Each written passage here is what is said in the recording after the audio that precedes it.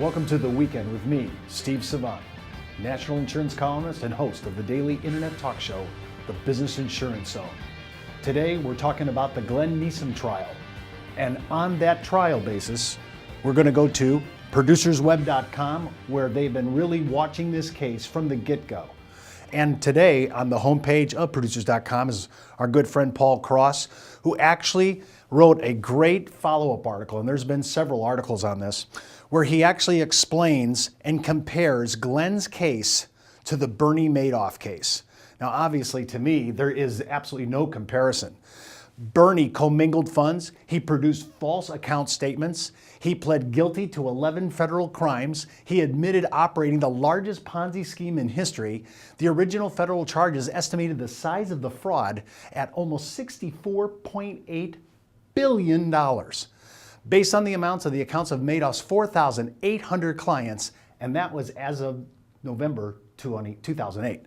Then I'm looking at what they say Glenn did. Glenn sold, he didn't steal, he sold a $175,000 annuity and was convicted of theft and sent to jail. There was no commingling of funds. There were no erroneous false statements. The money went directly to the annuity account compliance and suitability was approved. The annuity was issued with a credit 10% premium bonus and compounded growth. When I think about this, I'm trying to compare this case to all these charges that Bernie Madoff did. And when you think about it, people that are getting the same sentence that the prosecutor has suggested for Glenn for maybe, I think it's 4 years or maybe 48 months, it just doesn't add up. Look at this.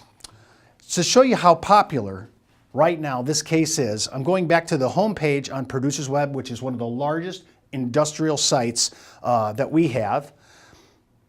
And you'll notice it says, what are the most sizable or actually more popular commented sites and articles? And Glenn's 171, The Outrage Over Glenn Neasham, A Different Perspective by Cheryl Moore.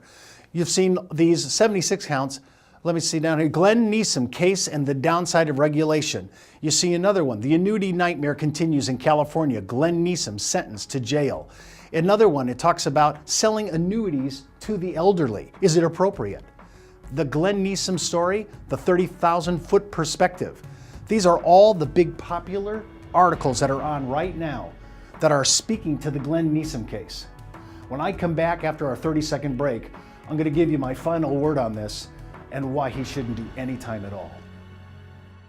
Companies in our business are always touting service, products, and underwriting. And we do that too. But here's the difference. Now enter the world of the elite producer with a value package that cuts us out of the pack. A BD that approves social media marketing of non-FINRA products and doesn't take an override. With the best competition desk in the industry, and for our loyal producers, a true group health plan. No one offers that. Brokers Alliance does. Well, welcome back. I'm Steve Savant, and I'm still on theproducersweb.com, and I wrote a blog for Glenn Neasham, one of the articles written for him, and I would just want to read a little bit. It says, I just read your article. I was speaking about somebody who just wrote on this. I just read your article before going into prison this morning. I spend about 80 to 85 meetings in federal, state, and county jails throughout the year where I meet inmates and I hear their stories in things called tank orders or one-on-one counseling sessions. And when I look at these people that I've met, major league American corporate absconders, I'm talking about people that are white-collar criminals, not at the level of Bernie Madoff, but they're still absconders nevertheless. And I listen to their stories and how they actually stole money from their corporations or created bank fraud. I can't compare it in any way to the Glenn Neasham trial. So when I look at this and I try to make some kind of stretch, how elastic is your thinking to make Glenn at the same level of the people I've met in prison? Well, there's just no comparison at all. Is Glenn Neasham a criminal? No. Does he deserve to do any time in prison? Absolutely not. And is even probation fair? I say that would be a major league miscarriage of justice. Think about it. Have a good weekend.